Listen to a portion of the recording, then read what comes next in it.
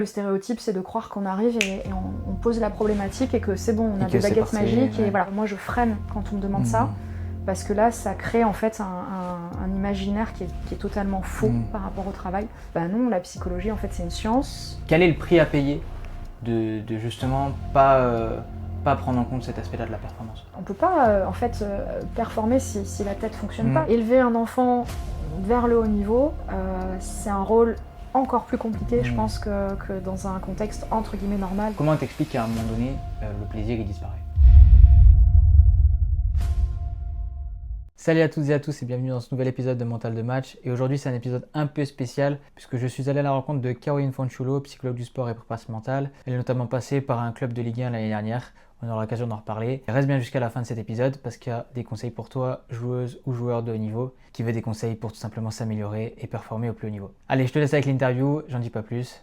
Et à tout à l'heure, salut. Bonjour Caroline. Bonjour. Comment tu vas?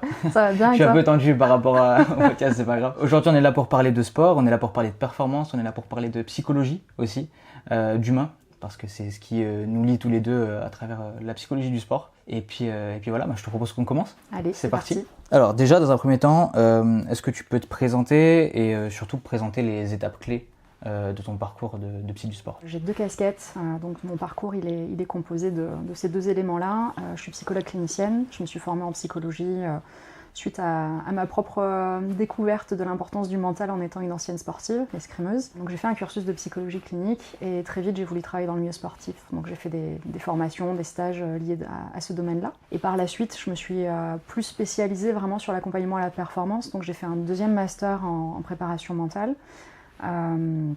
Donc qui était lui en STAPS, et ensuite encore une autre formation sur l'accompagnement à la très haute performance collective, donc un DU à Dijon. Donc ça c'est pour le parcours formation. Après les moments importants, je pense qu'on peut citer les accompagnements sur des grosses échéances qui mobilisent énormément, donc échéances olympiques, championnat du monde, plus récemment l'année dernière avec un club pro sur la Ligue 1 en foot. Voilà, donc là on a fort à faire pour trouver sa place et être performant nous aussi dans des délais qui sont courts et dans un domaine, on en parlera probablement après, où la psychologie du sport a encore beaucoup à faire pour bien progresser.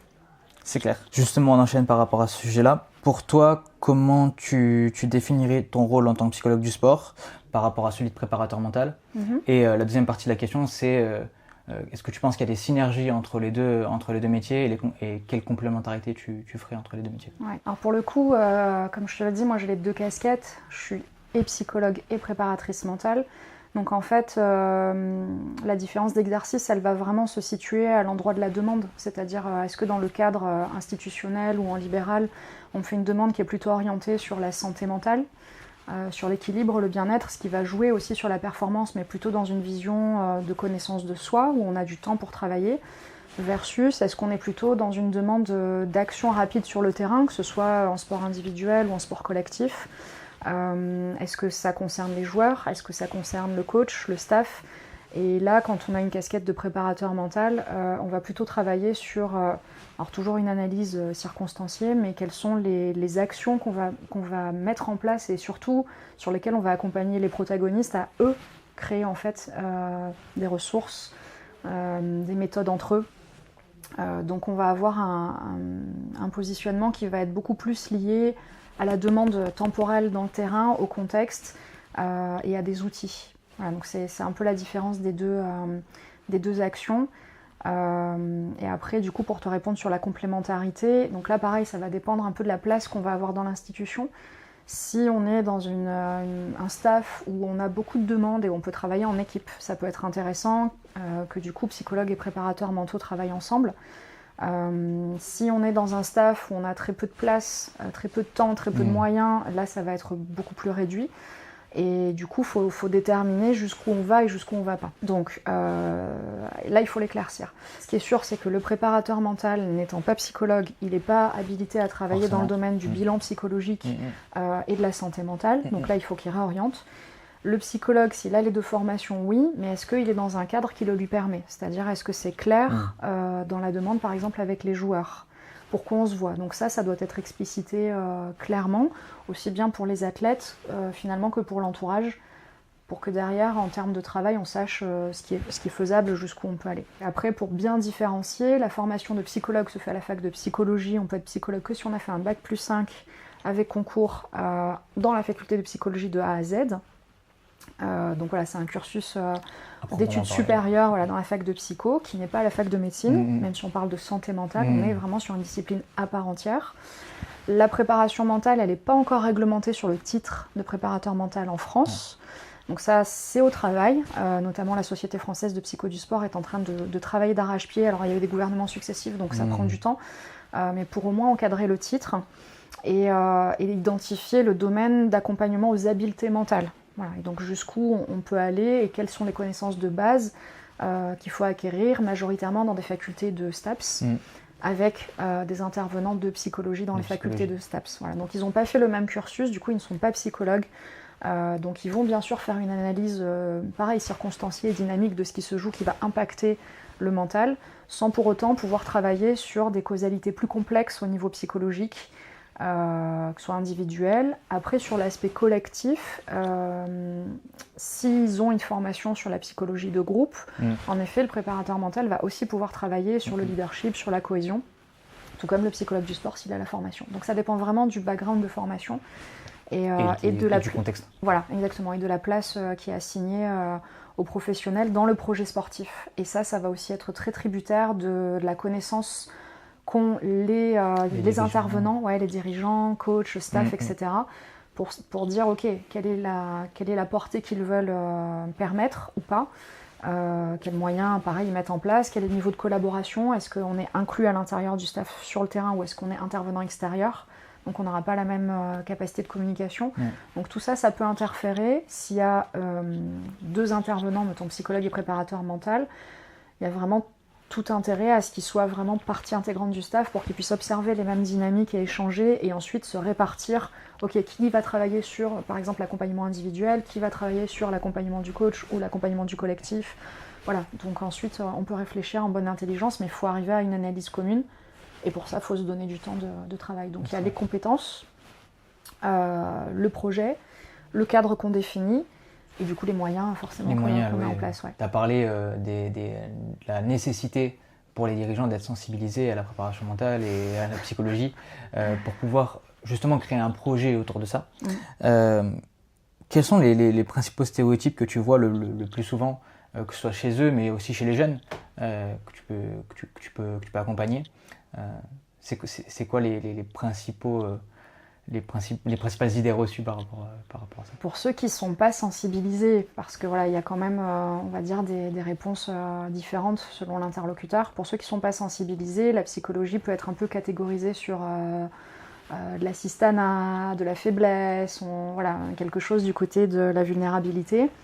Donc c'est pas le cas de tout le monde, parce que ceux qui sont davantage formés, qui ont davantage déjà travaillé avec des psychologues, savent quels sont les domaines d'intervention.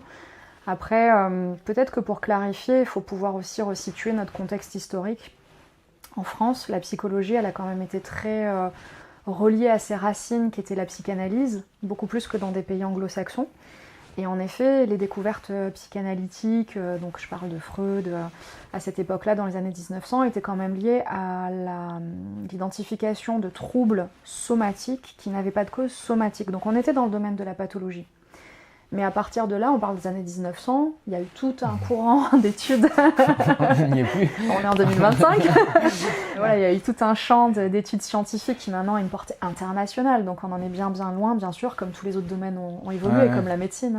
On n'a plus les mêmes outils de soins, heureusement, que dans les années 1900. Mais c'est vrai qu'il reste encore un petit peu cette vision pour certains, que la psychologie, c'est du côté de la faiblesse. Alors qu'en fait, la psychologie, c'est du côté de la compréhension d'un mode de fonctionnement. Qui dit comprendre un mode de fonctionnement, dit aussi bien le déséquilibre que une forme une légère instabilité, que qu'est-ce qu'on peut vraiment améliorer et consolider avec sa propre lecture, on va dire de ses composants personnels ou groupaux, parce qu'il y a aussi la psychologie de groupe maintenant qui est très importante. Donc voilà, les stéréotypes, ça peut être ça peut être de croire qu'on est un peu l'assistante sociale du sportif, alors que non, c'est pas le même métier. C'est pas le même métier du coup. C'est pas la même méthode, c'est pas la même formation, c'est pas les mêmes objectifs, c'est pas le même contexte. Voilà, il y a un peu cette vision-là qui peut être erronée. Après, voilà, pour ceux qui au contraire sont sensibilisés, qui ont déjà travaillé avec des professionnels, ils sont beaucoup plus orientés finalement sur ce que ça va leur apporter, se rendre compte qu'on est dans un domaine qui crée de fait une stimulation émotionnelle maximale. Il y a très peu de milieux dans lesquels on est dans des montagnes russes émotionnelles à ce point-là. En quelques temps, comme ça bascule sur les phénomènes individuels, mais aussi les phénomènes de groupe, parce que le sport, c'est aussi c'est vivant grâce au sport-spectacle. Donc on a forcément une médiatisation, encore plus dans le foot, des fans, des spectateurs, etc., de l'engouement, mais même sur les Jeux Olympiques, c'est la même chose. Donc c'est très intimement lié, et du coup, il va y avoir des montées émotionnelles et affectives incommensurables que vont vivre des sportifs dès leur tout jeune âge, alors qu'ils ne sont pas encore, même si on doit progresser, formés en fait à gérer ses propres intensités émotionnelles, et les dirigeants aussi quelque part. Les coachs, le staff, eux aussi, ils sont exposés finalement à ces problématiques-là. Donc là où on a un travail à faire, mais qui avance de plus en plus en France, même si on a du retard par rapport aux pays anglo-saxons, États-Unis, Canada, Australie, Angleterre, exactement. C'est justement d'expliciter de manière assez pragmatique, concrète, simplifiée ce qu'est la psychologie, parce qu'ils parlent beaucoup de psychologie, de comportement, ils se prennent beaucoup pour des psychologues aussi en disant moi je vais agir sur le comportement, la mentalité, etc. Ok, du coup c'est quoi ? Quelles sont les connaissances scientifiques qu'on a ? Comment on le travaille en fonction d'une analyse donnée, et du coup quels sont les résultats en performance que ça va amener. Donc ceux qui ont cette connaissance-là, ils vont l'utiliser, et eux en termes de management, ils vont l'utiliser. Là je parle on va dire des sphères dirigeantes. Et après pour le public, on va dire plus jeune, ça dépend vraiment des âges, ça dépend vraiment des contextes. Dans les sports individuels, les parents vont très vite identifier qu'entre l'entraînement et le match, il y a un changement de comportement, voilà, une gestion du stress qui est pas la même, donc c'est souvent eux qui sont demandeurs. Et là, le stéréotype, c'est de croire qu'on arrive et on pose la problématique et que c'est bon, on a des baguettes magiques. Et voilà. Donc moi, je leur explique que c'est comme pour la préparation physique, en fait. Ça va pas venir à l'esprit de quelqu'un de préparer un marathon la veille et de dire je vais voir le préparateur physique la veille. C'est pareil en psychologie du sport. On a une problématique à analyser, et c'est même plus compliqué parce qu'il va falloir qu'on aille sur un discours authentique, profond et des fois complexe, parce qu'il peut y avoir plein de facteurs qui interagissent au niveau psychique. Que le sportif se met, mais son entourage familial, son entourage du sport co, si c'est un sport co, la dynamique de son équipe. Les groupes, les coéquipiers, le staff. Les parents, etc. Enfin, et puis donc ce qui est concret ou ce que lui va tout seul dans son esprit déjà mobiliser. Pour arriver à cette lecture-là, il faut mettre la personne en confiance, il faut arriver à comprendre que ça a des enjeux. Donc voilà, ça nécessite aussi du travail et donc du temps, et donc on peut pas avec un coup de baguette magique et une technique amener un switch comme ça. Donc ça c'est un peu on va dire la fausse croyance dont on écope souvent dans les premières démarches, c'est de croire qu'on peut agir comme ça de manière assez miraculeuse, parce que ce qu'il y a dans la tête on le voit pas. Donc moi je prends vraiment souvent l'exemple de la physique. Ouais, de la partie physique, c'est de se dire que pour qu'il y ait une évolution, il faut qu'on parte d'un constat, qu'on singularise, qu'on voit vraiment quelles sont les particularités pour tel individu dans tel contexte-là, dans sa conjoncture, et ensuite qu'est-ce qu'on va mettre en place et comment on va l'ajuster. Parce que même si on a des hypothèses, des méthodes, des outils, il va falloir vraiment l'ajuster par rapport à son intégration, à lui. Et ça, c'est vraiment une construction qui nécessite des allers-retours, de l'investissement, du temps. Donc voilà, le deuxième stéréotype, il est sur la vitesse de travail, le côté baguette magique. Et en fait, moi, je freine quand on me demande ça, parce que là, ça crée en fait un imaginaire qui est totalement faux par rapport au travail. Me met une pression à laquelle je pourrais pas répondre, parce que c'est du faux.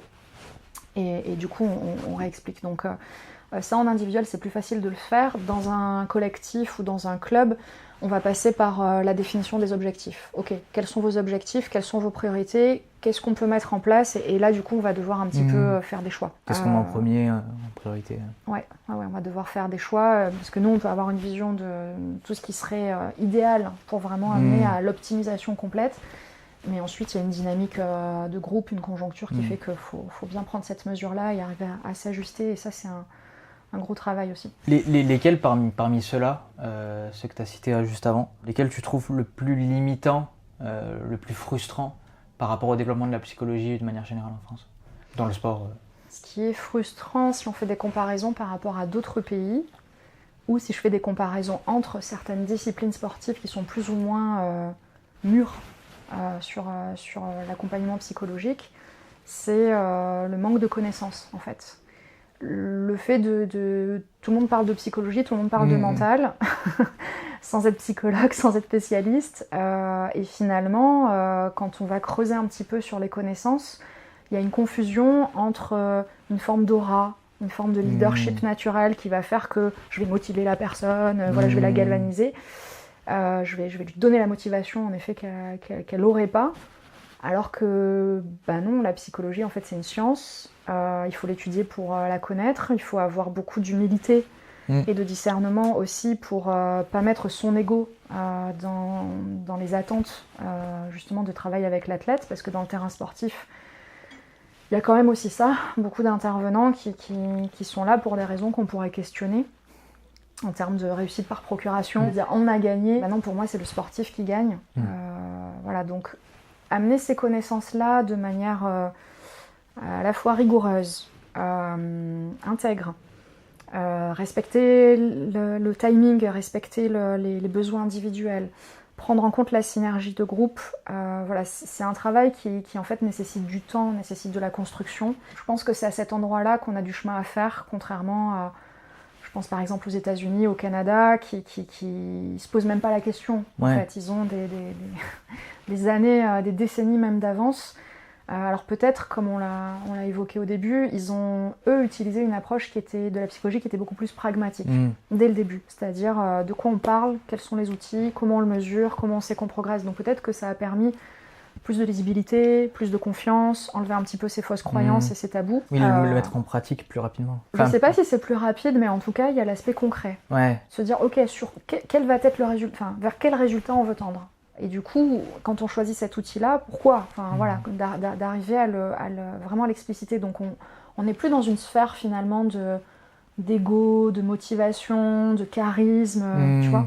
On est plutôt dans une approche professionnelle, rigoureuse, pragmatique, où on vérifie les évolutions au moyen de tests, notamment, et on fait des corrélations. Après, la performance, elle est complexe, hein, donc voilà, faut pas tout mettre ni sur le physique ni sur le mental, il y a des interactions très complexes, mais quand même se donner les moyens de voir comment telles habiletés mentales ont évolué individuellement, collectivement.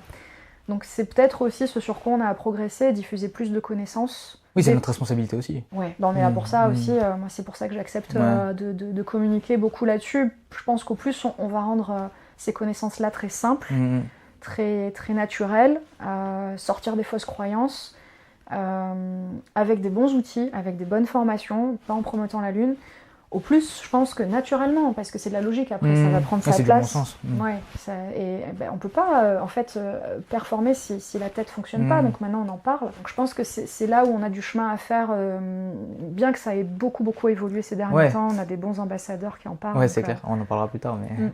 Ouais, carrément. Justement, tu parlais de l'importance de travailler son mental. À l'inverse, pour ceux qui nous écoutent ou qui nous regardent, et qui sont peut-être un peu réticents à l'idée de travailler avec un psychologue ou un préparateur mental, quel est le prix à payer de justement pas prendre en compte cet aspect-là de la performance? Je vais encore faire un parallèle avec la santé. C'est comme si un sportif n'allait pas voir son médecin ou son kiné quand il a une blessure et cherche à être plus fort et finalement à pousser son corps au-delà des limites. À un moment donné, il y aura des dégâts.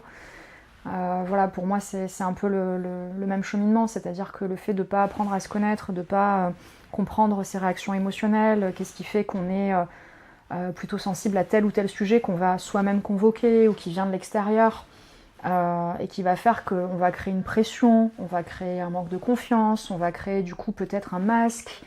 Tout ça, ce sont des constructions défensives qui témoignent d'un déséquilibre en fait.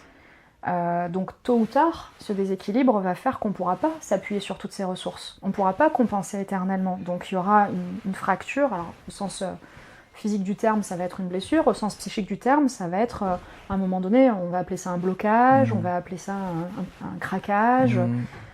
Pour les termes, on va dire, du grand public, quoi. Psychologiquement, ça veut surtout dire qu'on a demandé, en fait, à utiliser des compétences à un niveau très haut, puisqu'on parle de compétition et de haute performance, sans s'être doté des ressources pour arriver à y faire face. Et donc forcément, à un moment donné, ça va lâcher. Donc si on n'apprend pas à gérer son stress, à gérer sa frustration, à gérer son manque de confiance, à faire face aux provocations. Dans le foot, on a eu des exemples notables avec le coup de boule de Zidane qui pète un câble en plein match et ça nous a valu une conséquence terrible au niveau de la dynamique de groupe et de ce match. Ça a fait un des sujets d'ailleurs d'un psychologue du sport que je salue, Sylvain Laborde, qui lui ça a été son point de départ de dire il faut que je travaille sur la régulation des émotions, notamment dans le foot, parce que c'est pas possible. Et là on est encore dans les années 2000 quoi. Ouais, là on est vraiment en 2025. Il s'agirait d'utiliser tout ça, d'utiliser toutes ces connaissances scientifiques. Donc oui, le prix à payer, c'est finalement d'être moins performant, c'est aussi d'avoir peut-être moins de bien-être, c'est aussi d'être moins épanoui, c'est peut-être aussi de savoir moins bien communiquer avec ses différents intervenants, de ne pas savoir demander de l'aide ou mettre des stops, parce que ce qui est compliqué dans le milieu du sport, c'est que le sportif devient un petit peu l'outil finalement de sa structure, notamment quand il est professionnel. Et du coup, dire là, j'ai besoin de m'écouter et je fais quelque chose qui a du sens pour moi, que ce soit sur un projet personnel, un projet professionnel, une question de santé, c'est très très compliqué d'avoir ce discernement-là et d'être aussi sur des phases d'opposition. Donc je pense qu'au plus on se connaît et au plus on est sur cette authenticité et ce respect de sa propre intégrité, au mieux on va avoir de l'équilibre et on va pouvoir prendre des décisions avec ce discernement-là. Voilà, donc je crois que ça fait vraiment partie du travail de connaissance de soi, à la fois l'équilibre et à la fois la performance. Donc ils ont tout à y gagner en fait. Ouais, c'est ça, exactement. Exactement. Sur le long terme, en tout cas, il n'y a pas vraiment d'inconvénient. Au contraire, oui. On parlait de l'importance du plaisir, et moi j'en parle tout le temps, que ce soit dans les vidéos, en consultation, en coaching, etc. Qu'est-ce que tu repères par rapport à ça chez les jeunes? Pourquoi, à ton avis, certains ou certaines perdent à un moment donné le plaisir dans cette quête du haut niveau, dans la quête de performance, qu'on leur demande aussi de l'extérieur, hein. Je ne dis pas que c'est forcément eux qui se sont mis la pression, mais comment t'expliques qu'à un moment donné, le plaisir il disparaît? Il y a plusieurs facteurs à ça. Quand on est dans le sport professionnel, j'en ai parlé juste avant, on est embauché. Ouais. Donc du coup, il peut y avoir une confusion entre l'attente de l'employeur, et là je vais mettre au sens large, parce que l'employeur du sportif, en fait il y a une caisse de résonance avec les sponsors, avec les fans, avec la médiatisation, etc. Ouais, donc il y a une question d'image. Il y a cette question de quel est mon projet à moi, et comment je réponds dans un contrat professionnel au projet d'un plus grand ensemble, et comment je garde mon cap. Et je crois que c'est ça qui est compliqué. D'une part, et d'autre part, la perte de plaisir, c'est souvent lié au fait qu'il y a cette exigence d'aller toujours plus haut, plus loin, et que finalement, le résultat, même positif, il est déjà derrière. Donc en fait, c'est à la fois quelque chose d'important d'avoir cette exigence qui peut frôler le perfectionnisme, ou en tout cas la rigueur d'aller toujours plus haut, de se donner toujours plus, qui fait qu'on s'endort pas sur ses lauriers, mais en même temps, il faut trouver un juste équilibre de se dire ok, je peux être sur un chemin de progression, donc je pense à quand il y a une reconstitution d'une équipe, je pense à quand on est sur un nouveau projet de jeu, je pense à quand on revient d'une blessure, à quand on a eu des changements personnels notables. Il va falloir arriver à redimensionner en fait tous ces repères-là, à les réintégrer, et du coup la performance peut ne pas être au résultat alors que le chemin est très bon. Et là, ça peut amener des pertes de confiance en soi et de la perte de plaisir parce qu'il y a une attente en fait de résultats par rapport à ce qui a été connu comme performance antérieure, qui fait que c'est difficile d'accepter de perdre. Donc la majeure difficulté, je veux dire, de beaucoup des sportifs qui sont dans la compétition, je ne parle pas du sport loisir bien sûr, c'est le goût de la victoire fait qu'ils détestent perdre. Donc c'est bien de refuser la défaite. Par contre, c'est important de savoir accepter les causes qui ont amené à cette défaite-là. Alors je dis défaite où ça peut être phase d'apprentissage, phase d'évolution, phase de construction, phase de rapport à une rivalité. Je sais pas, on change de club où il y a un nouveau joueur qui arrive et du coup il y a une concurrence qui crée vraiment un step supérieur. Donc il faut avoir en fait cette clairvoyance de se dire si on veut aller vers le haut niveau, on sera forcément confronté à cette complexité-là. Donc pour moi, ce qui peut amener la perte de plaisir, c'est oublier qu'on est un humain et que du coup on va forcément passer par des limites et qu'on n'est pas qu'un héros, qu'on n'est pas qu'un champion. Alors moi je travaille souvent là-dessus sur la différence entre le faire ou l'avoir et l'être. Ouais, j'en ai parlé dans, je crois que c'est le 3e épisode, si je dis pas de bêtises, où en fait on est des êtres humains, pas des faire ou des avoirs humains. Donc du coup, si on est des êtres humains, faut travailler sur l'être. Alors je vais aller voir du coup ton 3e épisode. Moi en 2 mots, la petite illustration, mais qui pourra peut-être servir, c'est... alors j'utilise beaucoup le film Rasta Rocket, où il y a une scène assez sympa, enfin assez forte en tout cas, où Doris découvre que son coach a triché. Et où du coup il comprend pas, là il a une grosse perte d'estime et de valeur, et où du coup il se questionne aussi sur sa valeur à lui. Et où il demande à son coach, son coach lui dit Doris, si tu vaux rien sans ta médaille, tu vaudras pas plus avec. Et là il dit mais comment je sais que je vaux quelque chose? Il dit tu le sauras en passant la ligne d'arrivée. Ça veut bien dire, cette scène là je trouve qu'elle est super belle, quand on voit comment il passe la ligne d'arrivée c'est magnifique, vous voyez-le si vous l'avez pas vu. Allez voir. C'est la valeur propre en fait, c'est la valeur intrinsèque, donc c'est de se dire que le résultat, le fait d'avoir été premier, d'avoir eu cette médaille, d'avoir eu ce titre, c'est le résultat de ces valeurs intrinsèques. Qu'est-ce qu'on met dedans du côté de l'être? On peut mettre le courage, la persévérance, l'humilité, la rigueur, et d'autres qualités qui ne me viennent pas en tête, mais qui vont qualifier la personne dans son être. Et ça s'exprime plus ou moins selon tout un tas de facteurs justement qui sont sur une bonne conjoncture ou qu'on va apprendre à mobiliser. Et qui parle en fait d'un socle individuel, d'un socle identitaire. Du coup, que la performance soit là, c'est-à-dire qu'il y ait de la victoire, ne va pas les limiter eux, parce qu'il peut y avoir un adversaire qui est plus fort, parce qu'il peut y avoir un arbitre qui va faire des décisions, voilà, exactement. Dans les sports d'extérieur, la nature qui va les mettre face à des limites aussi qui sont bien au-delà de toutes leurs compétences personnelles. Ce qui peut amener aussi à perdre un petit peu ce plaisir dans le sport, c'est de se dire « je suis plus personne ». Parce que je ne suis plus vue, parce que je fais plus de résultats, parce que je gagne plus. Or, c'est souvent en étant là dans le dur, comme dans la vie, de toute façon on le sait, que là on est en train de construire des ressources et des qualités qui sont bien plus valeureuses et qui vont servir après. Mais là il faut apprendre la patience, l'abnégation, la persévérance, et c'est dur parce qu'on n'est pas dans la lumière et que le système sportif ne valorise pas ce passage-là. Donc du coup, on attend en fait qu'ils soient lumineux, on attend qu'ils soient dans la performance, mais quand ils sont dans le dur, on les rejette un peu. Alors, dans le sport pro, je pense notamment aux blessés, on les accompagne énormément, mais dans les sports moins pro, les blessés n'ont pas d'accompagnement spécifique, donc ils voient leurs coéquipiers ou leurs rivaux qui continuent à s'entraîner, eux ils ont l'impression d'être en décalage, quoi. Mais parce qu'ils sont pas valorisés alors qu'ils sont en train de passer une épreuve, et tout sportif qui va dans le haut niveau va en passer des épreuves, c'est obligé. Ou alors ils restent dans le niveau amateur et ils sont les meilleurs de la maternelle, quoi. Enfin, je prends cet exemple-là, mais voilà. Donc voilà, du coup, je fais une réponse assez longue, mais parce que ce qui peut amener une perte de plaisir, c'est de ne plus faire quelque chose qui est en accordage avec qui on est à un moment donné, et je pense de confondre aussi l'être et le faire. Voilà. Donc si par contre on se dit je ne fais pas un bon résultat, mais je suis toujours moi, avec mon histoire, avec mes valeurs, avec où sont mes objectifs, quelle est ma motivation, alors dans ce moment-là, j'ai une valeur qui n'est pas dans le brillant, mais qui est bien plus importante. On parlait de l'importance des parents dans le fait d'accompagner le jeune au fur et à mesure de son parcours. On parle en ce moment beaucoup du milieu dans lequel évolue le jeune.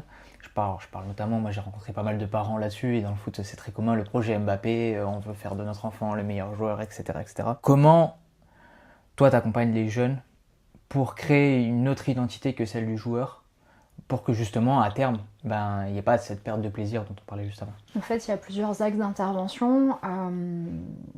Ça dépend de l'âge, ça dépend du contexte. Est-ce qu'on est en pôle, est-ce qu'on est en centre de formation, d'où on part.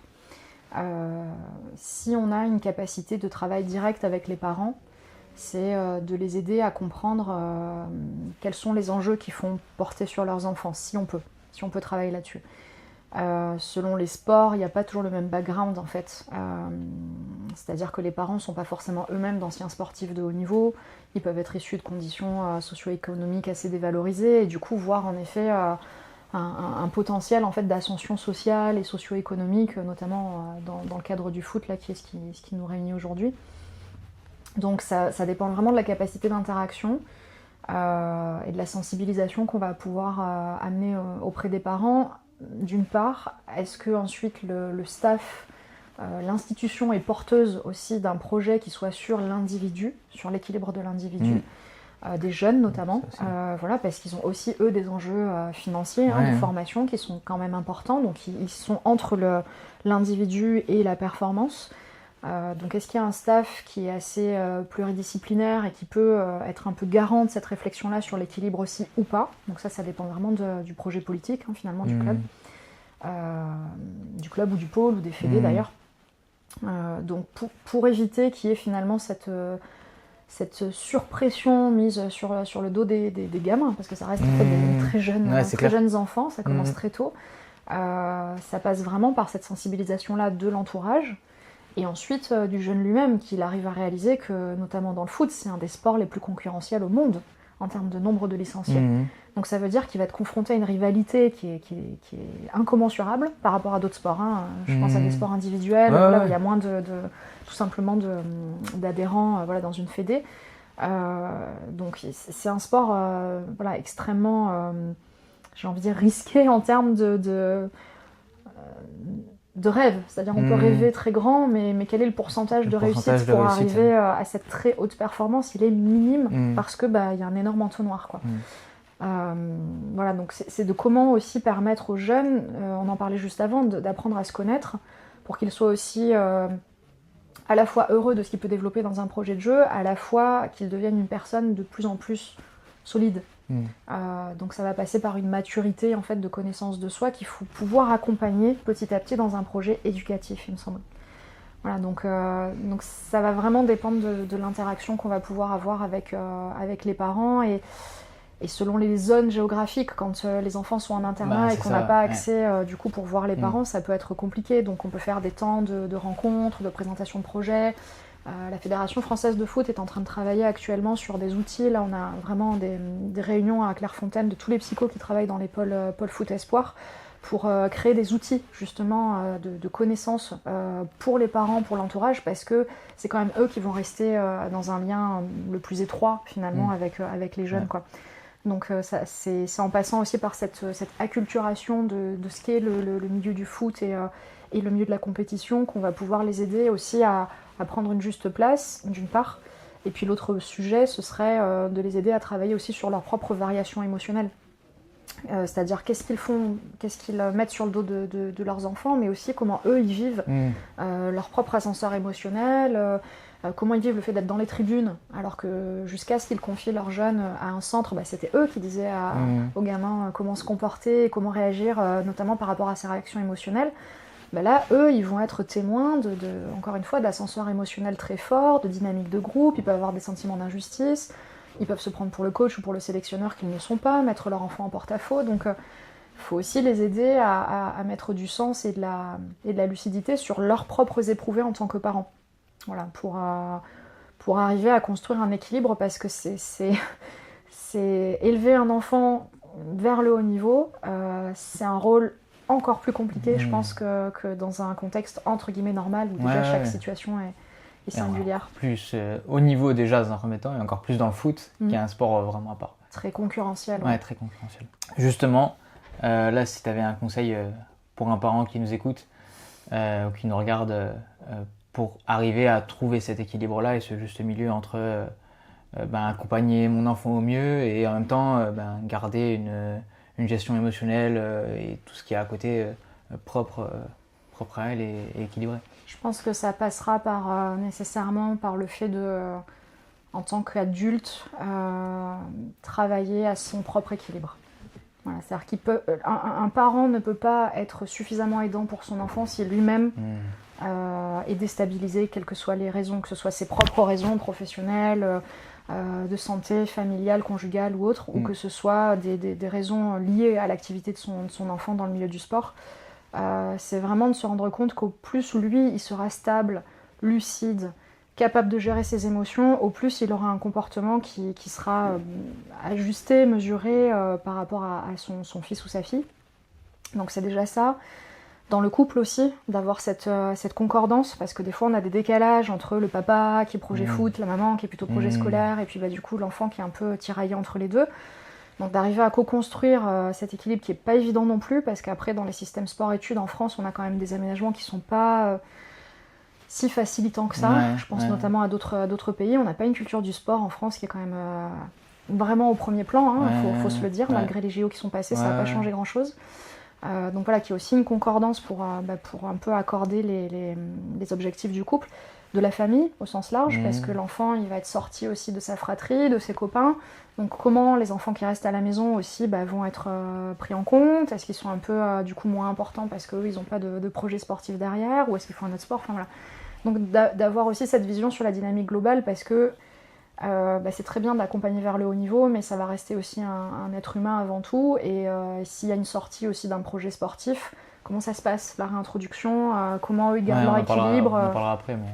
Voilà. Mais ouais, c'est un sujet ultra aussi important. On parlait de l'importance du staff, d'être sensibilisé à la psychologie et d'être sensibilisé à tout ça. Et en effet, c'est important parce que ça pourrait permettre à des jeunes de se livrer sans paraître faible, sans paraître très jugé. Qu'est-ce que justement cet espace il leur permettrait de s'exprimer de cette façon? Qu'est-ce qu'ils viennent amener en séance avec toi qu'ils amènent pas forcément avec leur coach, avec leurs parents, avec leurs coéquipiers? La réponse va être fluctuante selon l'âge des sportifs. Oui, forcément. Voilà. En tout cas, on va avoir des dimensions privées qui vont prendre peut-être un peu plus de place, que ce soit les relations de couple, les relations familiales, les projets personnels. Après, j'ai envie de dire, quelles que soient les tranches d'âge, il y a les incongruences entre des sons de cloche de différents secteurs, c'est-à-dire par exemple un staff interne et des intervenants externes, et le sportif qui est un petit peu pris entre deux sons de cloche et qui ne sait pas trop à quel sein se vouer. Ça peut être un sujet. Après, l'autre sujet, c'est le manque de confiance en soi, qui est à construire et qui est souvent confondu sur la performance. Alors qu'en fait, la confiance en soi doit se construire sur ce qu'on connaît de ses capacités à mettre en œuvre, qui ensuite amène des résultats et pas l'inverse. Donc ça, c'est un sujet un peu difficile à aborder parce qu'il faut montrer qu'on est fort. Il y a un peu un masque à cet endroit-là. Après, il peut y avoir aussi le sentiment de ne pas avoir la confiance de son staff, de son coach, de ses parents, de décevoir les parents, qui ne va pas forcément être dit à ces interlocuteurs-là, notamment pour les jeunes sportifs, parce que ils ont un peu une position basse, tout simplement. Ils n'ont pas envie de confronter l'autre dans ce qui lui fait vivre, même si des fois c'est peut-être très vrai, qu'il y a une pression ou qu'il y a... Oui, ou alors ils n'en ont pas conscience. Qui n'en a pas conscience? Les jeunes, ils n'ont pas conscience forcément que ce qui les met en porte-à-faux, c'est le fait de pas vouloir décevoir leurs parents. Oui, disons qu'ils sont dans... Si on prend ce cas spécifique, ils sont dans une loyauté en général. Ils peuvent pas... À l'adolescence, en tout cas, c'est assez difficile de s'émanciper de la pensée de son entourage parental, notamment. Et même, j'ai envie de dire, plus tard, d'ailleurs, dans le foot ou dans le sport en général, parce que quand les liens sont quand même très, très, très étroits, il y a un investissement fort, en général, de la famille. Du coup, ils sentent bien qu'il y a une charge affective, qu'il y a ces émotions-là qui transitent dans l'espace familial. Et en fait, si le parent, c'est ce dont on parlait juste avant, n'a pas la lucidité de pouvoir lui-même réguler ses propres émotions et pas les faire porter, l'enfant va avoir peur de décevoir. Donc les enjeux de pression, les enjeux de confiance, la confiance du coach, sont des sujets qui finalement sont moins traités directement dans la sphère performance et ont toute leur place pour arriver à trouver justement un mode de positionnement, que ce soit intérieur par rapport à la confiance en soi, sur quoi on va la reconstruire, quels sont les points de repère qu'on va aller chercher pour reconstruire tout ça, que ce soit en termes de communication, comment tu peux clarifier, comment tu peux t'affirmer sans être non plus dans un caractère un peu effronté, quelle est la juste limite par rapport à ça. sans non plus t'effacer, sans non plus baisser les bras, voilà. Donc ça, c'est des sujets, je pense, qui ont vraiment la place dans l'espace individuel et qui vont être en décalage par rapport à ce que l'enfant va dire à ses parents, où il peut être dans une plainte. Ouais, je suis pas sélectionné, mais où du coup le parent va prendre un peu fait et cause pour son fils ou sa fille et encore une fois se glisser en posture de second coach et aller un peu revendiquer des exigences terrain qu'il a pas lieu de faire. Alors que dans un espace de travail, on va essayer de comprendre, ok, dans ce contexte-là, qu'est-ce que toi tu peux faire? Tu pourras pas tout le temps avoir la main sur tous les contextes. Donc ça fait partie de l'environnement sportif, il faut arriver à l'analyser et être réaliste, et ensuite à créer des ressources par rapport à ça. Donc à la fois libérer ses émotions parce qu'ils ont le droit de les vivre, et à la fois pas s'arrêter là non plus pour être dans un positionnement mature en fait. Voilà, pas s'offusquer, pas se mettre en colère, pas se mettre dans une bouderie ou autre, et voilà, et y aller dans un tissage en fait de la relation avec le coach, et ça c'est pas évident pour les jeunes, surtout dans les sports co. Ils ont plutôt tendance à soit à se montrer dans la performance mais pas à les demander comment progresser ou s'ils n'ont pas bien compris, voilà, un peu ce travail de prise de parole aussi qu'on va faciliter en les aidant à comprendre ce qu'ils ressentent, ce qui n'est pas clair, ce qu'ils ont besoin de savoir et comment du coup faire ce lien. Ok, tu disais tout à l'heure qu'en France il y avait une difficulté, même s'il y a eu les JO, à mettre des choses en place sur la psychologie, etc. Comment tu l'expliques ça qu'en France on a ce retard-là? C'est une bonne question. D'abord prendre peut-être dans le sport en général et faire un focus sur le foot après. Mais... Ouais. Dans le sport en général, peut-être repartir de ce qu'on disait tout à l'heure, l'origine de la psychologie. En France, elle est quand même très empruntée de la psychanalyse et voilà, de ces croyances en fait qu'on va travailler sur le pathos, sur la pathologie, chose qui n'est pas le cas. Maintenant, on est dans des démarches scientifiques qui sont plutôt tournées vers l'amélioration de la performance. Donc il y a peut-être ces racines-là qui ont encore un peu un impact et qu'il faut arriver à parler, à reconnaître, à dire oui, c'est vrai qu'on vient de là, mais encore une fois, c'était les années 1904, 9, 8, là on en est à 2025. D'une part, d'autre part, peut-être le fait qu'il y a peu encore de projets institutionnels sur lesquels on détermine que la partie mentale est tout aussi importante que la partie physique. On ne stabilise pas des équipes plurielles, c'est-à-dire avec plusieurs intervenants dans ce domaine-là qui ont un projet sur plusieurs années, qui vont permettre de construire du coup des connaissances, des habiletés, permettre de former les coachs, permettre de former les staffs, ne serait-ce que dans leur gestion à eux aussi, parce qu'eux aussi, comme on l'a dit, sont très impactés de ce qui se joue au niveau émotionnel, etc. La gestion de pression, la gestion du timing, la gestion de la fatigue, enfin bref. Je pense que c'est lié quelque part à notre manque de connaissances. Il faut s'acculturer sur ce qu'est la psychologie et puis aussi permettre plus de rigueur dans le travail, parce que le monde sportif est quand même un milieu très cloisonné, dans lequel on rentre plutôt par cooptage, par charisme. Voilà, c'est quand même rare les clubs ou les lieux dans lesquels il va y avoir une annonce officielle avec une fiche de poste, avec la détermination de ce qu'on va y faire, avec les diplômes attendus, etc. Et du coup, ça a quand même un impact d'être dans un milieu qui est encore très peu professionnalisé finalement.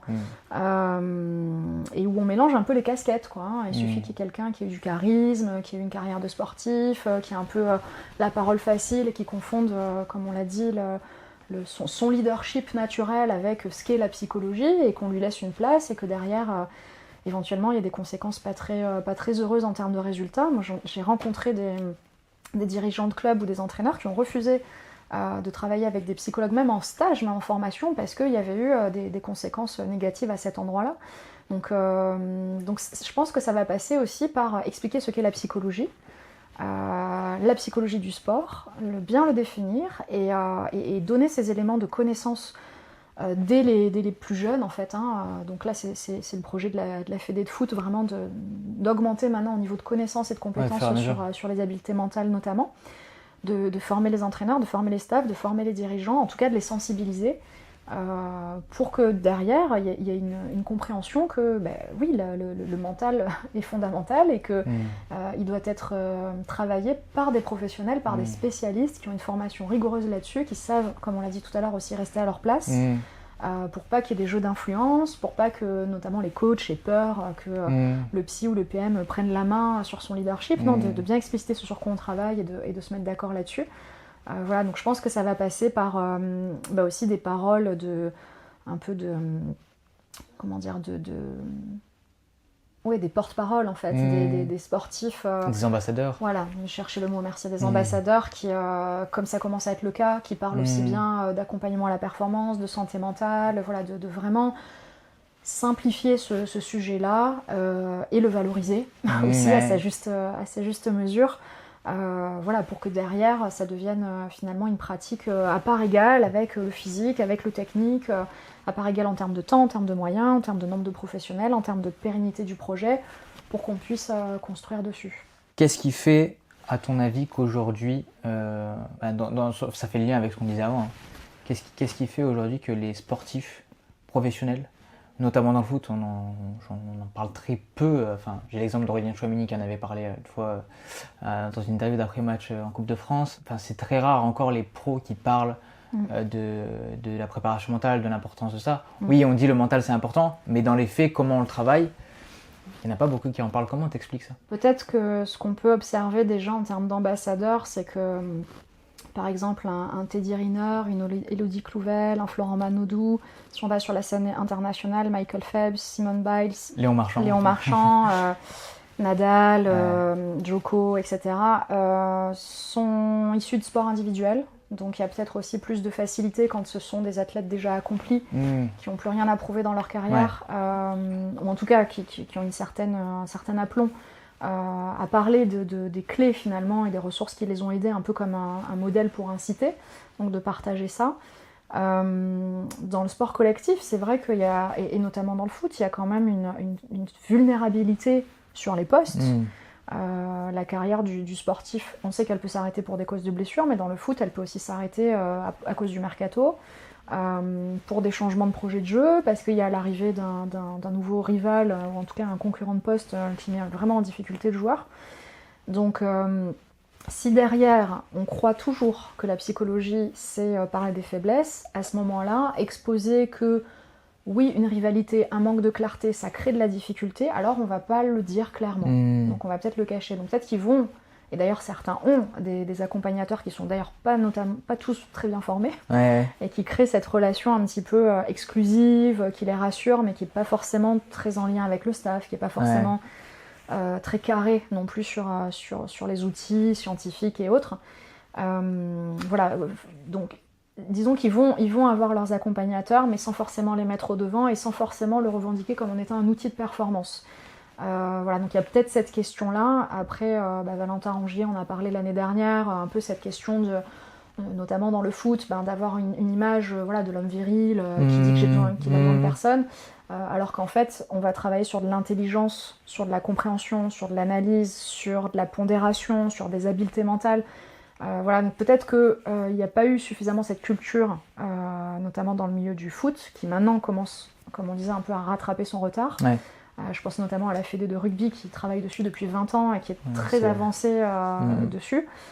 Bien que, là on a entendu sur Canal des témoignages de rugbyman, mais qui parlaient plutôt de santé mentale, finalement, que d'accompagnement à la performance. C'est ça. En fait, on en parle, mais il n'y a pas de sensibilisation concrète sur comment. On dit que c'est important, mais il n'y a pas de truc sur comment on fait, en fait, comment ça se passe, comment on va avoir qu'est-ce qu'on travaille en séance, quoi. Est-ce que c'est pas notre responsabilité à nous aussi? J'allais exactement rebondir là-dessus. Je pense que ça appartient aussi aux professionnels d'avoir un discours qui soit, qui soit assez explicite et qui permette de donner des connaissances en fait au grand public et de fluidifier un peu ce rapport à ce sujet. Parce que finalement, tout le monde est intéressé par le mental. Tout le monde, les kinés m'en parlent, les coachs m'en parlent, les parents en parlent. Ils ont tous un petit peu leur mot à dire là-dessus. Mais pour le coup, aller faire le pas de travailler avec un spécialiste, je pense qu'il faut peut-être qu'on ait aussi une vision tout simplement, mais ça c'est dans la société française, un petit peu plus optimiste, de se dire que finalement quand on se dote d'outils, de recours à un professionnel, c'est pour être meilleur. Et que donc c'est bien de le faire. Donc je pense à la culture américaine qui est très friande d'aller chercher, d'aller chercher toujours plus. Bon, après, ils ont aussi leurs limites en termes on va dire de superficialité sur certains côtés, mais quand même il y a ce côté très engagé à aller vers la performance et à se dire on se dote des moyens et on n'est pas honteux de ça, au contraire on est fier de ça. Voilà, donc il y a peut-être ce problème aussi de de fierté, je vais mettre des guillemets, mais de se dire, oui, je peux être quelque part fière de moi, d'acquérir des connaissances que j'avais pas avant et des savoir-faire que j'avais pas avant, et du coup je deviens une personne plus compétente, quoi. Et donc ça c'est courageux, c'est valeureux, c'est gratifiant, il y a plein de conséquences positives derrière. Voilà, donc peut-être parler de ce que ça permet en fait, et pas de juste la problématique, mais qu'est-ce que ça permet, jusqu'où on va, soit individuel ou collectif. Ouais. On a évoqué pas mal de sujets, on a plus ou moins fait le tour. Je vais juste te demander une dernière chose, ce serait un conseil pour un jeune qui nous regarde, qui traverse une période pas évidente, difficile, et il y en a énormément dans ceux qui écoutent et qui regardent ce podcast. Qu'est-ce que tu aurais à leur dire ? Ça rejoint ce dont on a parlé juste avant. Je pense que c'est important de se prendre en charge, donc du coup d'aller voir des personnes qui peuvent l'aider, de se dire que dès qu'on va nommer un besoin, on est déjà sur le chemin de la solution. Voilà, donc ce serait de faire cette démarche-là. D'aller chercher des informations aussi, alors après ça va dépendre des âges, bien sûr, entre les enfants, les ados, voilà, d'aller se cultiver un petit peu, voilà, au travers de podcasts, au travers de livres, au travers d'interviews, au travers de documentaires, pour finalement se rendre compte que voilà, dans le milieu sportif c'est connu, voilà, que ce soit en France ou à l'international, pour sortir aussi de ce côté très individualiste où on peut s'enfermer sur ses difficultés et se dire non, en fait c'est une problématique que peut-être d'autres ont rencontrée et comment on fait pour la traverser, donc d'avoir le courage de mettre en avant ses besoins et de les assumer. Donc c'est vrai que selon les âges c'est peut-être plus les parents qui vont avoir apporté ça, et voilà, en tout cas de se donner les bons outils. Très bien.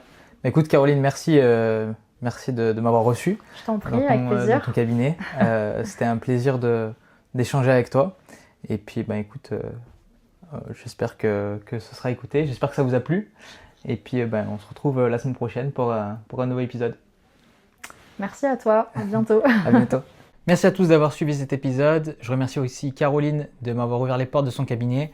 Je vous mets tous les liens pour la suivre ici et dans la description. Donc, n'hésitez pas à aller la suivre. Et moi, je vous retrouve pour un prochain épisode de Mental de Match. Salut!